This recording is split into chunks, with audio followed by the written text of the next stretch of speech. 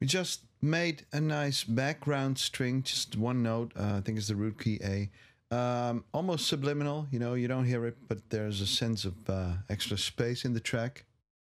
And I'm going to add an effect, a sweep-like effect that is useful for build-ups to make things a little more exciting. And usually I make one very simple in the ES2. Let's see what this is, the factory default sound. Okay, very straightforward. That is exactly what we need. And in one of the oscillators, it's actually number 3, I can choose a noise as the source. And that's all we're going to use. So in this mixer area here, I'm going to make sure that that is all that we hear. So actually I could just turn off the other oscillators, number 1 and 2. You can see the nice sliding doors. And they're gone. So what we have now is a plain noise. Okay, there's a little filtering envelope going on. It's got to be this one, so I'll just turn that off. There we go. And we're going to be using the cutoff and the resonance to make our sound develop over time.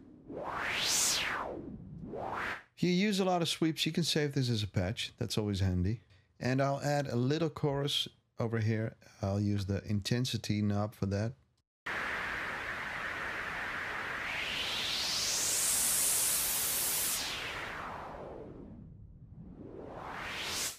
Cool, so I'm going to record a bit of this.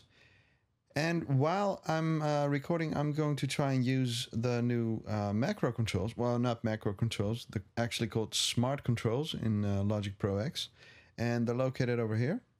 This button icon here says smart controls. If I click that, I get 8 controls, 8 parameters that Logic actually thinks that are for the plugin that I'm using, in this case a synthesizer. So we get cutoff, resonance, attack, decay of the envelope. These are clearly the synth parameters, and these last 4 are from the arpeggiator that is also plugged in. You can't see it now, but if I go to the MIDI effects, you see that it is actually plugged in. And if I now remove that, you'll see the last controls in the smart controls disappear. No plugin. See, there we go. So there's now room for other parameters. Let's say if I happen to want to insert a compressor, I probably will. So if I add that, you'll see the most useful parameters for the compressor being added to the smart controls. So I'll just insert that, and there we go. Threshold, ratio, attack, and release. Those are clearly the most important parameters for a compressor, right? And what you can do is map all these controls to your hardware controller. Many of us have a keyboard with 8 knobs these days, and you can go into the inspector and map all these parameters to your control on your keyboard. You click learn, you just move your controller, click learn again, and it should be mapped. I say should because my controller refuses to do that.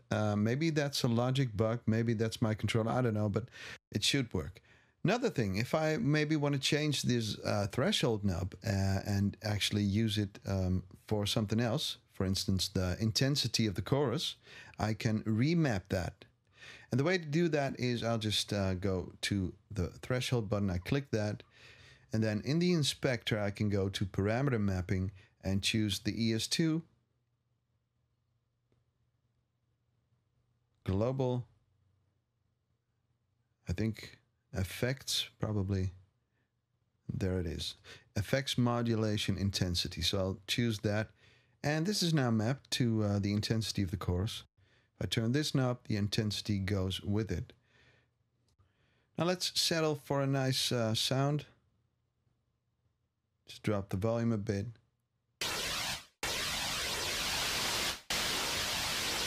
And let's put the track into latch mode, the automation latch mode, so that if I move any of the parameters on the smart controls, they will actually get recorded onto the track, like the cutoff and the chorus. Okay, so here we go.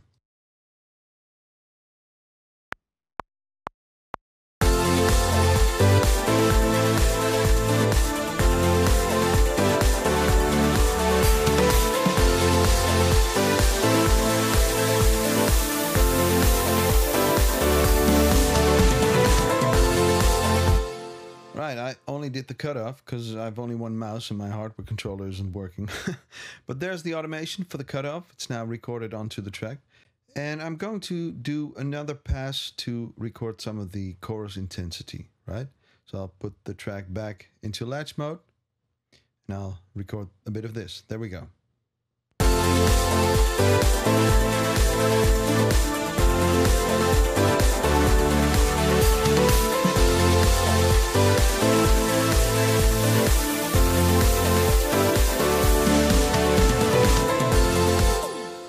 So there you have it. Let's put this back into read mode, and that's our ES2 sweep. And once you get to know the smart controls, you'll see that it has a lot of potential.